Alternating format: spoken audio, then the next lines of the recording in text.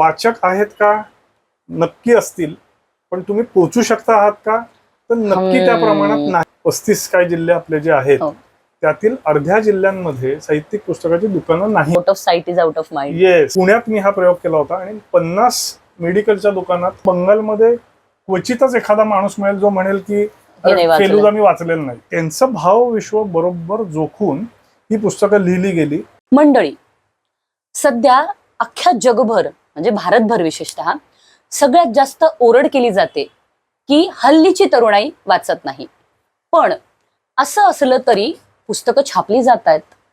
हो, पुस्तकं छापली जात आहेत. वेगवेगळ्या माध्यमातून पुस्तकं जगभरात पोचली जात आहेत, भारतभर पोचली जातात, सगळ्या व्यासपीठांवर पोचली जातात. पण असं असताना ही ओरड का होते? आणि तुम्हाला काय वाटतं, या प्रश्नाचं खरं उत्तर आपल्याला कोण देऊ शकेल? तरुणाई? तरुणाई तर म्हणते आम्ही वाचतोय. मंडळी, मला असं वाटतंय की या प्रश्नाचं खरं उत्तर आपल्याला एक प्रकाशकच देऊ शकतो. नमस्कार, मी अश्विनी. न्यूज अनकटच्या संवादमध्ये आपलं मनपूर्वक स्वागत आहे. आज आपल्या सोबत आहेत रोहन प्रकाशनचे रोहन चंपानेरकर. रोहनजी, आपलं मनपूर्वक स्वागत आहे. नमस्कार. खरं तर मला सांगायला आवडेल, कारण 1982 ला रोहन प्रकाशनची सुरुवात झाली आहे आणि ही तिसरी पिढी आहे जी आता आपल्यासोबत संवाद साधते. तर सगळ्यात आधी आपण या प्रकाशनाच्या सुरुवातीचा काळ आणि त्यावर गप्पा मारूया आणि मग आपल्या मूळ प्रश्नाकडे जाऊया. तर रोहनजी, जरूर. मी आज या मंचावर आपल्या समोर आहे ह्याचा मला खूप आनंद आहे. रोहन प्रकाशनाची सुरुवात ही 1982 साली झाली. माझे आजोबा मनोहर चंपानेरकर जे लेखक होते आणि माझे वडील प्रदीप चंपानेरकर जे जे स्कूल ऑफ आर्ट्सचे प्रिंटिंग टेक्नॉलॉजिस्ट होते आणि त्यांचा प्रेस होता. तर दोघांनी मिळून एका पॉइंटला ठरवलं की आपणच प्रकाशन काढूयात आणि काही अभिनव पुस्तकं प्रकाशित करूयात. आणि माझ्या जन्मानंतरची ही नुकतीच गोष्ट, त्यामुळे नॅचरली पुस्तक प्रकाशनाचं नावच रोहनच्या नावाने ठेवूयात. असा हा घरातला व्यवसाय म्हणून सुरुवात झाली ह्या व्यवसायाला. आणि तो वृद्धिंगत होत आज एक मोठ्या नावारूपाला येऊन एक मोठी संस्था झालेला आहे. सो रोहन प्रकाशनच्या ह्या प्रवासात अनेक लेखक जोडले गेले, अनेक पुस्तकं जोडली गेली आणि वाचक जोडले गेले. हे महत्वाचं. सो वाचकांची ही जी एक काय म्हणूयात, एक नातं जे जुळतं आणि प्रकाशकाला त्याच्यातूनच तो आनंद असतो की खूप चांगले लेखक, प्रतिभावान कलाकार हे ह्या प्रवासात भेटत जातात. आणि लहानपणापासूनच मी ह्या गोष्टी बघत होतो. त्यामुळे मला असं जाणवलं की हा खूपच एक वेगळा आणि अभिनव आपले आजोबा आणि वडील काही करता आहेत. तर पुढे जाऊन आपणही हे करू शकू. पुढच्या प्रवासात मी विज्ञानाकडे जास्ती माझा कल होता, त्याच्यामुळे मी इंजिनिअरिंग केलं, जॉब केला. अच्छा. पण मी एक मनात ठरवलेलं होतं की आपल्याला कुठल्या तरी पॉइंटला हा व्यवसाय सांभाळायचा आहे. आणि मग तसंच 2009 साली 9 जून 2009 साली मी या व्यवसायाला रुजू झालो, व्यवसायात रुजू झालो. आणि आता माझ्या मते 16 वर्ष पूर्ण होतील.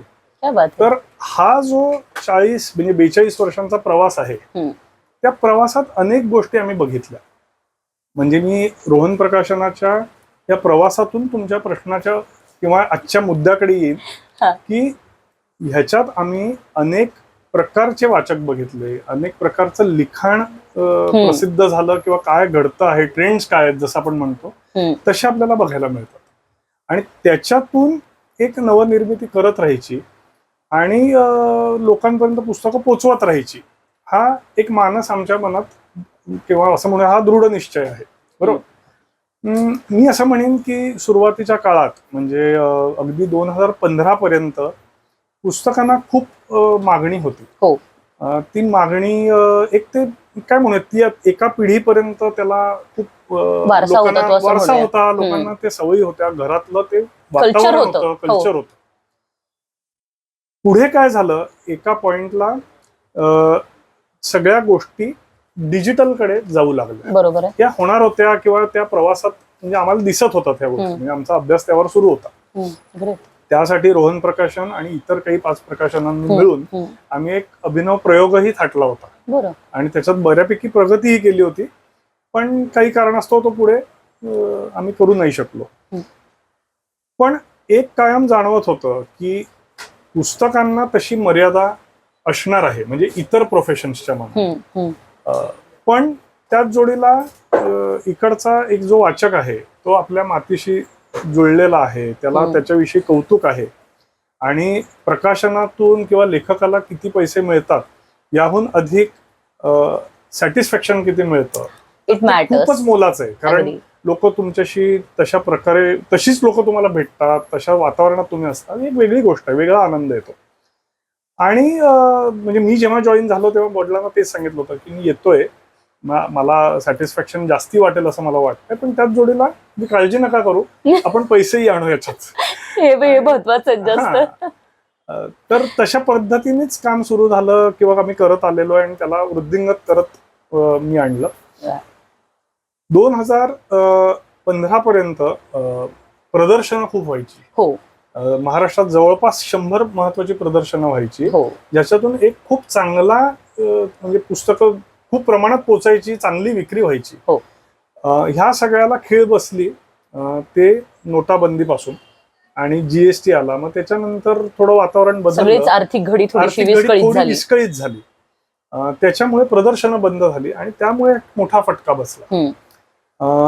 तर तुमच्या प्रश्नाचं जे पहिलं हे आहे त्याच्यात मी पहिला एक बेस सांगेन, म्हणजे त्या प्रश्नाचा एक बेस सांगेन की वाचक आहेत का, नक्की असतील, पण तुम्ही पोचू शकता आहात का, तर नक्की त्या प्रमाणात नाही. कारण तुम्हाला सांगतो की महाराष्ट्राच्या 35 काय जिल्हे आपले जे आहेत त्यातील अर्ध्या जिल्ह्यांमध्ये साहित्यिक पुस्तकाची दुकानं नाहीत. आता ही गोष्ट अशी आहे ना, म्हणजे आपण असं म्हणूयात की तुम्ही आणि मी म्हणजे आपल्या घराघरात कोल्ड्रिंक्स येतात, लेजचे वेफर्स खाल्ले जातात किंवा काही ठराविक गोष्टी आपल्या सवयीच्या असतात, पण त्या का असतात, हे कन्झम्पशन का होतं? मार्केटिंग मॅनेजमेंटच्या दृष्टिकोनातून ते कन्झम्पशन ह्याच्यामुळे होतं कारण त्याची उपलब्धता सगळीकडे असते. एक्झॅक्टली. म्हणजे लोकल वाण्यापासून मेगा स्टोअर पासून ते तुमच्या सगळीकडे, म्हणजे मी तर म्हणेन पानटपरीवाल्याकडे लेज मिळून जातात. मग आपल्याला त्या गोष्टीची असं वाटतं की नाही, ब्रँड तर चांगलाच आहे, पण त्या जोडीला उपलब्धता आहे, मग ते वापरलं जातं, ऑटोमॅटिक त्याचा सेल वाढतो. आपण म्हणतो out of site is out of mind. Yes, perfect, well sed. So तसंच ती गोष्ट आहे की आपल्याला आपली पुस्तकं ही इनसाइट असणार आहेत का, विदिन द रीच असणार आहेत का, तर हे मोठे प्रश्न निर्माण होतात. आणि मग ह्याला जोड होती ती प्रदर्शनांची, आणि प्रदर्शनं पोचत होती महाराष्ट्रात अनेक ठिकाणी. तर त्यामुळे त्याचा खूप मोठा इम्पॅक्ट होता, खूप उपयोग होता. तर हे सगळं प्रदर्शनं बंद झाल्यामुळे एक मोठा प्रश्न निर्माण झाला. It's is a challenge. मी कुठल्याही, म्हणजे माझा स्वतःचा एक दृष्टिकोन असा आहे आणि त्याच पद्धतीने मी रोहन प्रकाशनची लिडरशिप पुढे नेतोय की प्रॉब्लेम्स नसतात, ती आव्हानं असतात, ते चॅलेंजेस असतात, आणि मग आपण ती पार पाडू शकतो का, तर त्याच्या मागे लागायचं जुंपून, तर आणि तो प्रवास एन्जॉय करायचा, त्यात खरी मजा आहे. आणि आम्ही ते करत आलेलो होतो. तर तो पहिला प्रश्न निर्माण होतो की तुमचा रीच किती आहे. मग चला, मग आम्ही रीच साठी रोहन प्रकाशन तरी खूप ऍक्टिव्ह असतं आणि आम्ही बऱ्यापैकी प्रयत्न करतो की सगळीकडे आमची पुस्तकं उपलब्ध होते. म्हणजे एक अभिनव प्रयोग सांगायचा झाला तर पुण्यात मी हा प्रयोग केला होता आणि 50 मेडिकलच्या दुकानात आमची आरोग्याची पुस्तकं मी उपलब्ध केली होती. अगदी म्हणजे पुण्याच्या कान्याकोपऱ्यात 50 दुकानं आम्ही मॅनेज केली होती आणि आम्ही जवळपास ही घडी 4-5 वर्ष चालवली आणि आम्हाला उत्तम रिझल्ट होते, अनपेक्षित रिझल्ट होते आणि पोचत होती पुस्तकं. मग त्याच्यात मी हे नव्हतं बघत की माझा खर्च किती होतो आणि त्या तुलनेत मला पैसे किती मिळत आहेत, पण पोहोचणं महत्वाचं आहे, पोहोचण्यासाठी प्रयत्न करणं महत्वाचं आहे, तो आम्ही करत होतो. कोविडचा मग काळ आला, त्याच्यामध्ये हे सगळं मॉडेल आमचं म्हणजे सगळीकडे मेडिकलच्या दुकानांना दोऱ्याच लावल्या गेल्या, त्यामुळे पुस्तकं 2 वर्ष मागे बंदच पडली. पण त्याच्यातून भरपूर अनुभव मिळाला, एक वेगळा प्रयोग झाला. पुढे कोविड आल्यामुळे परत हे मोठे चॅलेंजेस आहेत, मी म्हणेन की बाबा काय करायचं, पण त्याच्यातून पण आम्ही असे ताऊन सुलाखून अनेक नवीन प्रयोग करून पुढे आलेलो आहोत आणि हा प्रवास सुरू आहे. आता तरुण पिढी वाचते का, तर तरुण पिढीला आपण आकर्षित विषय देतो का, देत होतो का आणि आता देतो आहोत का. तर मी जेव्हा जॉईन झालो 2009 साली, तेव्हा मी त्याच्या अगोदर एक साधारण 1.5 वर्ष प्रकाशन क्षेत्राचा अभ्यास करत होतो. नोकरी करता करता संध्याकाळी विकेंड्सला किंवा इतर अनेक लोकांशी भेटलो, बोललो, मार्केट बघितलं. तर तेव्हा असं लक्षात आलं की किशोर गटासाठी कोणीच काम करत नाही. किशोरवयीन मुलांसाठी कुमार गट जो आपण हो म्हणतो हो, तो अत्यंत जरा दुर्लक्षित असलेला विषय आहे दुर्लक्षित आपल्याकडे. बऱ्यापैकी होता वयोगट तेव्हा तर आहे तो. अजून जास्ती. हम्म. तर माझ्या डोक्यात तेच समीकरण आलं की अरे लहान मुलांची पुस्तकं काही प्रमाणात म्हणजे आहेत हम्म. आणि मग मधली पुस्तकं नाहीत आणि मग अचानक मोठ्यांची पुस्तकं त्याच्या हाती जेव्हा पडतात हम्म. मग तो मुलगा दुरावतो मराठी पुस्तक खरंय. वाचनापासून. खरंय. किंवा ते जी मधली गॅप आहे त्या वर्षात तो त्यांनी दुसरं माध्यम निवडलेलं असतं किंवा दुसरं काही शौक म्हणजे छंद निवडलेले असतात आणि त्याच्यात पुस्तक मागे पडतं. हम्म. मग ह्यासाठी आपण काय करता येईल ह्याचा अभ्यास सुरू केल्यावर मी पहिला एक प्रोजेक्ट जो मराठीत आणला तो एक मोठा प्रोजेक्ट हा मी शब्द वापरतो कारण आम्ही एकत्रित 12 रहस्य कथांची पुस्तकं हो. प्रकाशित केली. अरे वा. सत्यजित रे लिखित फॅन्टॅस्टिक फेलुदा. मला इकडे अच्छा. दाखवायला आवडेल सगळ्यांना वा. की फॅन्टॅस्टिक फेलुदा हे जी पुस्तक मालिका आहे हम्म. हम्म. ही म्हणजे तुम्हाला बंगालमध्ये क्वचितच एखादा माणूस मिळेल जो म्हणेल की हे नाही अरे, वाचलं. फेलुदा मी वाचलेलं नाही. हम्म. पिढ्यानपिढ्या तेच सुरू आहे. क्या बात आहे. म्हणजे So- आपल्याकडे ययाती किंवा असं म्हणू शकता छावा छावा वगैरे ह्या वगैरे वगैरे. टाईपचं. हम्म. तर ही पुस्तकं फार अभिनव पद्धतीने सत्यजित रेंनी लिहिली. टोटल 35 कथा आहेत. हम्म. तर त्या कथा आम्ही 20 पुस्तकात आणल्या आणि आम्ही तेव्हा एक पण केला की आपल्याला फेलुदा नुसतंच अजून एक मराठी पुस्तकाला असं नाही दाखवायचं. हम्म. तर तो फेलुदा हा आयकॉन म्हणून तयार झाला वा. पाहिजे. हम्म. जसं इंग्रजीत टिंटिन म्हणून हम्म. जी हो. कॉमिक हो. नाही म्हणताना ग्राफिक नॉवेल्स म्हणून हो. त्याला हो. रहस्य कथांची जी आजवर गाजलेली आहेत म्हणजे गाजतायत. तर तसा टिंटिन आपल्या भारतातला कोण असेल तर सर्वच दृष्टिकोनातून तो फेलुदा आहे कारण त्याची खरंच बुद्धिचातुर्य तसं आहे त्या कथांचं. त्या कथा अफलातून आहेत आणि त्या बंगालमध्ये आहेत, ते इंग्रजीत आल्या आहेत, इतर काही भाषात आल्या असतील तर म्हटलं मराठीत आपण ह्या आणू शकतो आणि खरंच त्या सुंदर आहेत. वा. आणि मुलांना ते नक्की आवडतील. त्याच्यातली खासियत अशी आहे की एक 14 वर्षीय युवक हम्म. जो फेलुदाचा भाऊ आहे हम्म. तो मुलांना ही गोष्ट सांगतोय. वाव. म्हणजे आपण जसं ग्रुपमध्ये मुलं हो. एकमेकांची गप्पा मारतात अरे आमच्या बिल्डिंग मध्ये चोर आला होता हम्म. हम्म. त्या प्रकारे ही गोष्ट घडते की आम्ही एकदा बाबा लखनौला गेलो होतो हम्म. तिकडे असं हम्म. झालं. तर मुलं जास्ती कनेक्ट होतात. एक्झॅक्टली. सो त्यांचं भावविश्व बरोबर जोखून ही पुस्तकं लिहिली गेली आणि तशीच अनुवाद करून आम्ही ती प्रकाशित केली आणि बात त्याला आहे. प्रचंड रिस्पॉन्स मिळाला. त्या वा. फेलुदा हे आम्ही जी चित्र काढून घेतली आहेत ती एका दिल्लीच्या प्रख्यात आर्टिस्ट कडनं काढून घेतली. त्याला तसं सगळं त्याचं प्रेझेंटेशन केलं आणि तशी पोचवली. त्याबरोबर आम्ही त्याच्याबरोबर काही फ्री गुडीज दिल्या. वा. म्हणजे एक ऍडव्हेंचर स्लॅम बुक म्हणून आम्ही कॉन्सेप्ट लॉन्च केला तो फ्री दिला. मस्त. त्याच्यानंतर वह्यांचे स्टिकर्स फेलुदाचे फ्री दिले. तर मुलांना एक वेगळं आकर्षण निर्माण झालं. सो हा एक प्रयोग खूप महत्वाचा ठरला. त्यांनी आम्हाला कॉन्फिडन्स आला की हो मुलांना जर त्या वयातलं तुम्ही दिलं तर ते आहेत वाचतायत. बरोबर आहे. सो आज फेलुदा प्रकाशित करून 15 वर्ष झालेली आहेत. मला अगदी अभिमानाने सांगायला आवडेल की आजही फेलुदाला खूप मागणी आहे. मुलं शोधून शोधून येतात की कथा क्रमांक 2, 5, 8, 9, 12 अशा मी वाचल्या आहेत. आमची 6वी राहिलेली आहे तर ते पुस्तक बरोबर शोधतात, घेतात. अप्रतिम, फार आनंद. मग त्यापुढे आम्ही त्याच्यात रस्किन बॉन्ड आणलं. त्याच्या पुढे मग काही नॉन फिक्शन पुस्तक आणलं की 16व्या वर्षी माउंट एव्हरेस्ट फत्ते. अर्जुन वाजपेयी नावाचा युवक आहे ज्यांनी 16व्या वर्षी एव्हरेस्ट सर केला. तर मुलांना इन्स्पायर करणारी काही पुस्तकं आणली, नॉलेज देणारी आणली.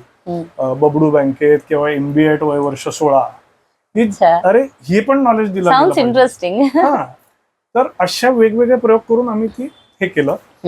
त्याच्यात आम्ही एक पण केला की आपण एका पॉइंटला काही वर्षात एक रॅक दुकानाची अख्खी किशोर गटाच्या पुस्तकांनी भरेल एवढी पुस्तकं आपण प्रकाशित करायची येत्या 5-7 वर्ष. आम्ही ती केली. मग आमच्या बरोबर अनेक इतर प्रकाशकांनी त्याच्यावर काम करायला केलंय किंवा छान. मला आनंद आहे. म्हणजे त्याच्यात मी म्हणेन की कॉम्पिटिशन नसते ही पण ही उलट तो तुम्ही गॅप भरून काढता आहात. शेवटी कसं असतं वाचक जो असतो तो आज फेलुदा वाचेल, उद्या दुसरा कुठला तरी वाचेल. त्यांनी वाचत राहणं महत्वाचं आहे. उद्या त्याच्याऐवजी त्यांनी टीव्ही बघायला लागला, गेम खेळायला लागला तर ते खरं कॉम्पिटिशन. पण येऊ आपण त्याकडे. पण हा प्रवास तो तसा होत गेला. तरुण वाचतात का ह्यासाठी तसे विषय मी म्हटलं द्यायला हवेत. म्हणून मग आम्ही तशी काही व्यक्तिमत्व विकासाची पुस्तकं, मॅनेजमेंटची पुस्तकं, पण त्याच जोडीला असा एक म्हणजे माझ्याच म्हणजे माझे जे स्नेह असलेले खूप जवळचे लेखक श्रीकांत बोजेवार हो. यांच्याशी माझ्या गप्पा झाल्या आणि आम्ही दोघेही या विषयावर खनन करत होतो. हम्म. तर मी त्यांना म्हटलं की डिटेक्टिव्ह कथा पूर्वी ज्या यायच्या हो. तर त्या आता पूर्वीच्या झाल्या आणि त्याच्यात थोडा एक मराठीपणा असतो. रिलिव्हन्स पण आता लागत नाही ना त्या हा, जुन्या relevance नाही काळाचा लागत. म्हणा किंवा त्या काळात घडलेल्या हा. गोष्टींचा. आणि तर तो जो डिटेक्टिव्ह असेल तो आजचा हवा. मग ते म्हणले की अरे खूपच महत्वाचा बोललास तू, हा प्रोजेक्ट व्हायला पाहिजे, मला खूप इंटरेस्टिंग वाटतोय. मग मी त्यांना सहज म्हणलं इंटरेस्टिंग वाटतं तर तुम्हीच लिहा ना. तर आम्ही दोघेही मनापासून हसलो आणि मी मग ते म्हणाले की अरे मग असं कर, तुझ्या मनात जो कोण असा डिटेक्टिव्ह आहे त्याच्याविषयी एक नोट तयार कर आणि तू मला दे, मी विचार करतो या गोष्टीचा. मग मी सिरियसली त्याच्यावर ताबडतोब म्हणजे अगदी 2-4 दिवसात ती नोट तयार केली की आमचा डिटेक्टिव्ह कसा असायला हवा. मग मी माझ्या संपादक मंडळींना पण त्यांचेही इनपुट घेतले की तुम्ही सांगा तुम्हाला काय वाटतं अजून काही. ते झालं आणि आम्ही ते मग बोजेवारांना दिलं. त्यांनी बघितलं, ते अप्रिशिएट केलं, त्यावर त्यांच्या काही 1-2 पॉइंट्स त्यांनी त्याच्यातले त्यांना सुचलेले नवीन ऍड केले, आमच्या चर्चा झाल्या आणि ते म्हटले की ही मालिका मी लिहितो आणि ही मालिका करायचं ठरलेलं आहे. सो अगस्ती इन ऍक्शन हे त्या मालिकेचं नाव. माझ्या मते इथेच आपल्या आपण मगाशी पुस्तकं बघत होतो त्याच्यात ते पुस्तक इथे इथे ठेवलेले आहेत, ती मालिकेतलं एखादं पुस्तक. अरे वा. हा, तर कव्हर पेज किती इंटरेस्टिंग आहे आणि कलरफुल आहे, विशेष म्हणजे वेगळं आहे. तर तो जो आमचा अगस्ती आहे तो आजचा डिटेक्टिव्ह आहे. तो बॉडी बिल्डर आहे, तो त्याच्या अंगावर टॅटू आहे, तो again relate with this Naveen generation, new generation. तो आजचा आहे. तो एक मोठी क्रुझर बाईक चालवतो, तो लेटेस्ट गॅजेट्स वापरतो, तो व्यवस्थित पैसे घेतो. जिकडे त्याला डिस्काउंट द्यायचा तिकडे तो देईल व्यवस्थित. पण त्याच्यानंतर माझी बोजेवारांची चर्चा झाली की जो डिटेक्टिव्ह आहे तो सगळा चांगला मनुष्य नसू शकतो. म्हणजे तो पोलिसांबरोबर काम करतो, तो गुंडांना चक्केबंद करणारा असू शकतो, काही त्याला त्याचं एक बॅकग्राऊंड असू शकतो, खूप सारे शेड्स असू शकतात, त्याला शेड्स असू शकतात. त्यामुळे आम्ही म्हटलं की आपला डिटेक्टिव्ह हा प्रॅक्टिकल असावा. त्याला काही वाईट सवयी असल्या तर त्याच्यात काही हरकत नाही. म्हणून मग त्या वाईट सवयी ही त्याच्या कॅरेक्टरचा पार्ट आहे आणि त्याच्या आयुष्यात काहीतरी असं घडलेलं असणार आहे की ज्याच्यामुळे तो त्याने एका पॉइंटला ठरवलं की आपल्याला हे काय म्हणूयात, आपल्याला पोलिसांना मदत करायची किंवा चोरांना पकडायचंय. तर तशा दृष्टीने त्या कथा सुरुवात झाली आहे. 3 प्रसिद्ध झाल्या. येत्या 4 महिन्यात पुढचे 3 भाग प्रसिद्ध होतील. त्याचा एक वेगळा ऑडियन्स तयार झालेला आहे ऑटोमॅटिक. म्हणजे जे आम्ही म्हणतोय की तुम्ही दिलं तर होऊ शकतं. आता ह्या सगळ्याला तरुणाई वाचते का, तर वाचते आहे. ते वाढत चाललंय प्रमाण. मध्ये असं वाटत होतं, पण मध्ये जे पुण्यात मागच्या 2 वर्षांपासून एनबीटीचं प्रदर्शन होतंय आणि पुण्यात ते खूप मोठ्या पद्धतीने राबवलं जात आहे तो उपक्रम, तर त्याला फॅन्टॅस्टिक रिस्पॉन्स आहे. आणि मला म्हणजे जे कोण म्हणेल की वाचत नाही असा तो रिस्पॉन्स. ऑफकोर्स हे दरवर्षी व्हायला हवं, महाराष्ट्रात त्याचं रिफ्लेक्शन दिसायला हवं की बाबा सगळेच खरंच आम्ही म्हणतोय तसं. पण येस, त्याच्यामुळे उत्साह वाटण्यासारखी परिस्थिती नक्कीच निर्माण झालेली आहे. ऐतिहासिक पुस्तकं खूप वाचली जातात. त्याच जोडीला ज्याला आपण मिथकं म्हणतो किंवा मायथॉलॉजी मधलं म्हणतो ती पुस्तकं वाचली जातात. काही अभिनव विषय दिलेत तर ते वाचले जातात. मध्यंतरी आम्ही पुस्तकं प्रकाशित केली होती द स्पाय स्टोरीज म्हणून. तर अमरभूषण हे भारताचे रॉचे प्रमुख होते आणि त्यांनी खूप महत्वाचं हेर म्हणून कामं केलेली आहेत किंवा त्या डिपार्टमेंटमध्ये खूप महत्वाची कामं केलेली आहेत. त्यांनी त्यांचे अनुभव हे फिक्शनलाइज केलेत, म्हणजे कथारूपी त्यांनी स्वतःचे अनुभव लिहिलेले. ऑब्व्हियसली सगळं डायरेक्टली तसंच्या तसं सांगता येत नाही, म्हणून तो त्यांचा हेतू होता. तर ती पुस्तकं आम्ही प्रकाशित केली आणि त्याला तुफान रिस्पॉन्स, खूपच चांगला. तर तुम्ही असे काही वेगळी पुस्तकं दिली, तसं केलं तर होतंय. त्याच जोडीला पोचण्यासाठी लोकांपर्यंत आता सोशल मीडियाचा खूप चांगला वापर होतोय, तो आम्ही करतो आहोत. तर असा हा प्रवास सुरू आहे.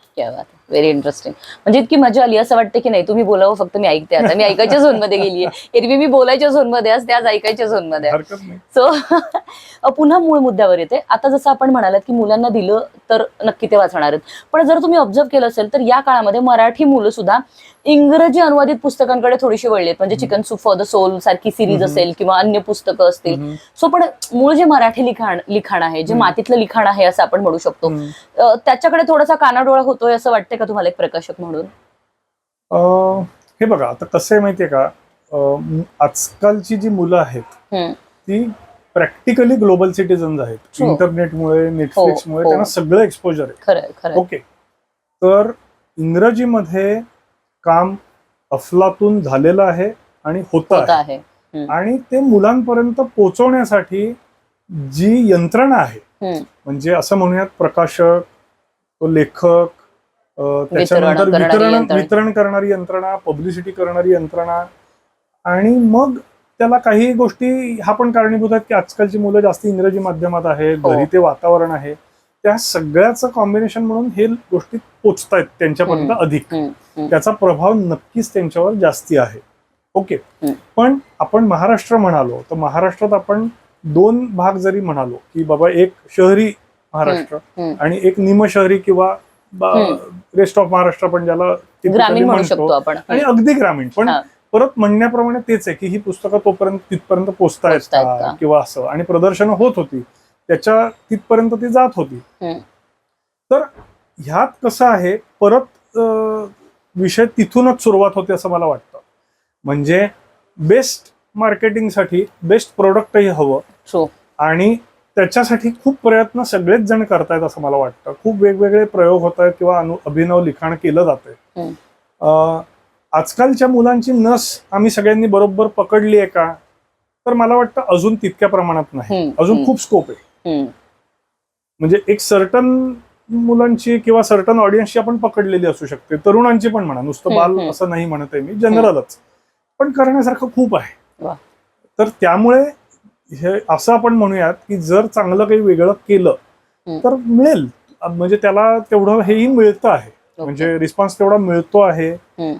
चांगली चरित्रही लोक वाचता आहेत. आता मी प्रदर्शनांमधले काही, म्हणजे जी साहित्य संमेलनात एस्पेशली बोलतोय, अलीकडेच किंवा इनबीटीचं हे प्रदर्शन, तर तिथे आमच्या स्टॉलवर आवर्जून स्टुडंट मुलं जी मे बी पॉलिटिकल सायन्स शिकता आहेत किंवा काही अभ्यासू विषय शिकतायत, इतिहास शिकतात, ते आवर्जून येतात, काही सिलेक्टेड पुस्तकं घेतात, म्हणतात अरे आमच्याकडे हे हे हे आहे, नवीन काय आलं असेल तर दाखवा, मला इंटरेस्ट आहे. एक काय माहितीये का, पुस्तकं आपण जेव्हा आम्ही प्रकाशित करतो तेव्हा आम्ही अजून एक गोष्ट करतो की त्याची माहिती इफेक्टिव्हली पोहोचवण्याचा खूप प्रयत्न करतो. आणि जर आमचं कुठे प्रदर्शन असेल, स्टॉलवर आमची टीम उभी असते, तर तेव्हा आमच्या स्टॉलची ती खासियत असते की आम्ही सगळी पुस्तकं साधारण त्या व्यक्तीला काय हवंय ह्याच्यानुसार त्या व्यक्तीला ती पुस्तकं दाखवतो की बाबा तुला हेही आवडेल, हे वाचून बघ असं. मग वाटायला ते मार्केटिंग वाटू शकतं, सेल्स ऍक्टिव्हिटी वाटू शकते, पण मी त्याला काउन्सिलिंग म्हणतो. क्या बात आहे. कारण लक्षात घेतलं पाहिजे की हजारो पुस्तकं दिसत आहेत, काय घ्यायचं नेमकं. हो, आणि हे कन्फ्युजन होतं ऍक्च्युली. आपण ठरवून एक 2-4 विषय घेऊन आलो असतो डोक्यात, पण त्याच्या पलीकडे काय, केवढा वेगळे प्रयोग होत आहेत. आणि ते सांगणार कसं, आपलं बजेट काय कोलगेटच्या टूथपेस्ट सारखं नाही की दर 5 मिनिटांनी ऍड करावी आणि सांगावं ही टूथपेस्ट वापरा. नाही करू शकत. तर त्यामुळे मग आपण कसं करणार, मग आपण रिच आउट अशा पद्धतीने करतो आम्ही, आणि त्याचा लोक खरंच ते आम्हाला अप्रिशिएट करतात की अरे तुमचा एकमेव असा स्टॉल आहे जिकडे पुस्तकांविषयी माहिती आवर्जून दिली जाते. आम्ही त्यांना सांगतो तुम्ही आज घ्या, नका घेऊ, नंतर घ्या, पण जाणून घ्या. बरोबर आहे. आणि मला वाटतं एक छोटी माहिती पुस्तिका वजा तुम्ही ते एक पॅम्पलेटही बनवता ना, असं खूप मोठं, की तुमचं अपकमिंग काय प्रोजेक्ट्स आहेत किंवा त्या पुस्तकाचा आशय अनुषंगाने ते देतो. ते माझ्या मते बरेचसे प्रकाशक हे सगळं करतात, डेफिनेटली करतात. सो हा अवेअरनेसही वाढत चाललाय, ह्या स्टाईल्सही बदलत चाललाय, प्रकाशक एकमेकांचं शिकता आहेत, चांगली गोष्ट होतीये. आणि मी त्या स्पर्धेकडे येणार आहे थोडंसं पुढे, पण आता हे खूप इंटरेस्टिंग आहे. तर अशा पद्धतीने लोकांना आपण जर काय म्हणूयात अवेअरनेस वाढवला पुस्तकांचा, विषयांचा. आता तुम्हाला एक फारच अभिनव विषय सांगतो, ऑफबीट भटकंती. आता हा इकडे 3 नंबरचा भाग दिसतोय तुम्हाला, हो हो पण ह्याचा पहिलाही भाग पहिले आला, मग दुसरा आला, मग तिसरा आला, क्या आणि मग बात इतर आहे. पुस्तकं आली. सह. सो जयप्रकाश प्रधान हे व्यक्ती आम्हाला 2013 साली भेटले. ओके. इथेच ह्याच ठिकाणी आम्ही त्यांच्याशी हम्म. बोलायला सुरुवात केली आणि आमची पहिलीच मीटिंग 2 तास चालली. आमचं नंतर लिटरली कौतुक केलं. खूप सिनियर व्यक्ती आहेत ते. तर ते म्हणाले, खरं सांगू का, की म्हणे मी इतर आधी 2 ठिकाणी जाऊन आलो, पण मला काय कोणाला माझा विषयच समजत नव्हता प्रकाशकांना. ओके. मग मला माझे स्नेही अशोक जैन म्हणाले, अरे तुम्ही इकडे तिकडे कुठे फिरता, तुम्ही रोहन रोहनकडे जा. प्रकाशनातच जा. मग ते आले आणि मग आमच्याशी बोलले आणि त्याच्यातून आम्ही त्यांचा विषय आम्हाला इतका इंटरेस्टिंग वाटला, कारण ह्या व्यक्तीची खासियत अशी आहे की ते ऑफबीट भटकंती करतात. ते टिपिकल ठिकाणी जातच नाही. ते नावावरूनच आलंय लक्षात. एक्झॅक्टली. तर ते नाव पण आम्ही ठेवलं की ऑफबीट भटकंती आपण नाव ठेवूया. तुम्ही साधं फिरत नाही, तुम्ही ऑफबीट फिरताय. राईट. तर काही अशा जागा ज्या लोकांनी कधी ऐकल्या नसतील, बघितल्या नसतील, अशा ठिकाणी ह्या म्हणजे ते आणि त्यांची मिसेस असे 2 जण फिरतात, शोधून काढतात जागा, त्याचा अभ्यास करतात आणि मग जातात. सो असा हा व्यक्ती जो आहे, आता 2025 मध्ये त्यांचा स्टेटस असा आहे की त्यांनी 105 देश फिरलेले आहेत. Oh my God. काही देश त्यांनी मल्टिपल टाइम्स केलेले. सही. त्यांची मिनिमम फेरी परदेशी ही मिनिमम फेरी 15 ते 20 दिवस असते. अनेक ठिकाणी ते 2.5 महिनेही गेलेले आहेत. क्या बात आहे. तर तिकडे ते जातात, तिकडची काय म्हणूयात जॉग्राफी म्हणजे परिसर समजून घेतात, वातावरण समजून घेतात, फूड समजून घेतात, कल्चर समजून घेतात, अनोख्या जागा बघतात, त्याच्याविषयी टिपणं काढतात, लिहितात, लोकांशी बोलतात आणि मग हे होतं. क्या बात आहे. तर आम्ही म्हणलो तुम्ही खरंच फॅन्टॅस्टिक करताय, हे लोकांपुढे आलं पाहिजे. हो. तर आम्ही त्याचा पहिला भाग काढला, ऑफबीट भटकंती त्याला नाव दिलं. त्वरितच ते हिट झालं पुस्तक, खूप चांगलं झालं. त्यांना आम्ही सांगितलं पुढे लिखाण सुरू ठेवा, कारण तुमच्याकडे पोतडीत प्रचंड आहे. तेव्हा त्यांचे 75 देश झालेले, जेव्हा म्हणजे 10 वर्षापूर्वी पुस्तकाने सुरुवात केली. मग त्यांनी दुसरं पुस्तक तयार केलं. तर झालं असं, माझ्या मिसेसची ट्रॅव्हल कंपनी आहे पाषाणकर टूर्स नावाची. तर आम्ही त्यांचं तेव्हा 10वा वर्धापन दिन होता. तर मी तिला सुचवलं की म्हटलं आपले जयप्रकाश प्रधान आहेत, तोपर्यंत आमचा त्यांचे घरोब्याचे संबंध झाले होते. म्हटलं तू प्रधानांचं तुझ्या 100 ग्राहकांसाठी एक आपण प्रेझेंटेशन ठेवूया, कार्यक्रम देऊयात. तर तिला आयडिया आवडली. प्रधानांशी बोललो. प्रधान म्हणले मी असं आधी केलेलं नाहीये, तू सपोर्ट करणार असेल मला तर मी नक्की करीन. Sure support. त्यांना मी सगळ्या स्लाइड्स तयार करून दिल्या वगैरे आणि आम्ही त्यांचं प्रेझेंटेशन ठेवलं. आता पहिल्यांदा आम्हाला तो गुण कळाला की लिहितात उत्तम, पण बोलतातही उत्तम. फॅन्टॅस्टिक. या दोन्ही गोष्टी नसतात बऱ्याच वेळेला फार महत्वाचा होता. तर त्यांनी अप्रतिम प्रेझेंटेशन दिलं. सगळं ऑडियन्सनी म्हणजे टाळ्यांचा हे झालं, माहोल झाला पूर्ण. आणि त्याच्यातून ते दुसरं पुस्तक म्हणजे पहिलं म्हणजे तोपर्यंत दुसऱ्या पुस्तकाचं जवळपास काम झालेलं. मग आम्ही म्हणाला की अरे आपण मोठ्या प्रमाणात त्यांचा कार्यक्रम ठेवूया, म्हणून आम्ही एस एम जोशीला दुसऱ्या पुस्तकाचं प्रकाशन ठेवलं, विठ्ठल कामत आलेले. आणि त्याच्यात आम्ही बातमीत हे लिहिलेलं की जयप्रकाश प्रधानांचा स्लाइड शो असणार आहे. एस एम जोशी घेतलेलं. 350 लोकांची बसण्याची कपॅसिटी आहे. साधारण 550 माणसं कोंबून बसवली. म्हणजे शेवटी विठ्ठल कामत म्हणाले की स्टेजवर बसू देत लोकांना, आम्ही सगळे बाजूला सरकतो. त्यांचा एवढा ऑडियन्स आहे तर तो मिळाला पाहिजे. जवळपास 100 लोक नाराज झाले की अरे तुम्ही आमची सोय आम्हाला नाही बघता आलं, किंवा बाहेर तुम्ही स्क्रीन नाही लावला, पण अपेक्षाच केली नव्हती. पण अशा प्रकारे एक हे होतं. त्यापुढे असं झालं, अनेक टूर कंपन्यांनी ऑफबीट टूर्स, ऑफबीट सहली, ऑफबीट पुरस्कार अशा प्रकारे ब्रँडिंग सुरू केलं. आणि मी म्हटलं हे खरं पुस्तकाचं यश आहे. अगदी खरं. त्यापुढे प्रधानांनी मग हे कार्यक्रम प्रोफेशनली सुरू केले. आणि काय म्हणूयात त्याला की पेड म्हणजे ते कार्यक्रम होते. त्यांचा सर्वात प्रेस्टिजियस कार्यक्रम हा क्रिकेट क्लब ऑफ इंडियाला झाला मुंबईला, जिकडे सहजासहजी कोणाला बोलवलं जात नाही.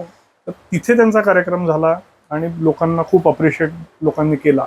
मस्त. त्यांचं आज प्रचंड ऑडियन्स आहे. अनेक टूर कंपन्या त्यांच्या महत्वाच्या ग्राहकांना जर कुठेतरी अशा वेगळ्या ठिकाणी जायचं असेल तर सजेस्ट करतात, पण त्याच जोडीला प्रधानांचा बरोबर एक मीटिंग ठेवतात की प्लीज ह्यांना गाईड करा की कसं ते फिरतील, तुमचा अनुभव शेअर करा असं.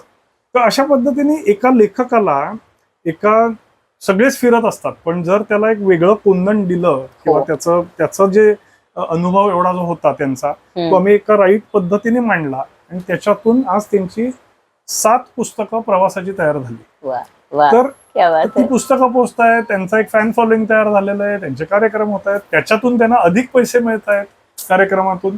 सो ही एक फार वेगळी गोष्ट झाली. खरंय खरंय. म्हणजे एकातून एक अशा अनेक असं. गोष्टी घडत गेल्या. Yes. म्हणजे एक चांगली गोष्ट घडली आणि त्याच्या बरोबरीने Yes. इतर अनेक चांगल्या गोष्टी Yes, घडत गेल्या. yes, yes.